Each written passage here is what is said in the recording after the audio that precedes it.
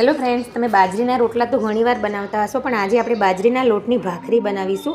તો થોડું પાણી અને મીઠું લઈ પછી એની અંદર લોટ ચાળી અને આ રીતના આપણે લોટ બરાબર મસળી અને ધીમે ધીમે એને પાણી લેતા જશું અને મસળતા જશું. આ રીતના આપણો લોટ તૈયાર થઈ જશે. પછી આપણે એને ભાખરી વણીશું. તો આ રીતના એના લુવા બનાવી લેવાના છે પહેલાં તો. પછી આપણે થોડું અટામણ લેવાનું છે. અટામણ લઈને આપણે ભાખરીને વણવાની છે. તમે બાજરીના લોટનું મેં અટામણ લીધું છે, તમે ઘઉંના લોટનું પણ લઈ શકો છો, તો કોઈ પ્રોબ્લેમ આવતો નથી વણવામાં. અને એકદમ પાતળી ભાખરી આપણી તૈયાર થાય છે. જો ફ્રેન્ડ્સ, હું બતાવીશ કે કેટલી પતલી થઈ ગઈ છે. અને આપણે માટીની તવીની અંદર લઈ અને એને બંને સાઈડથી સારી રીતે શેકી લેવાની છે. એક સાઈડ શેકાય એટલે બીજી સાઈડ આપણે એને થોડી દબાવી અને આ રીતના એ ભાખરી આપણી ફૂલી જશે. તો આ ભાખરી આપણી તૈયાર છે. અને તમે આને ચા જોડે, શાક જોડે, ગમે તે જોડે ખાશો તો એ ખૂબ જ ટેસ્ટી લાગશે અને એકદમ ક્રિસ્પી બને છે. તો તૈયાર છે આપણી આ બાજરીના લોટની ભાખરી.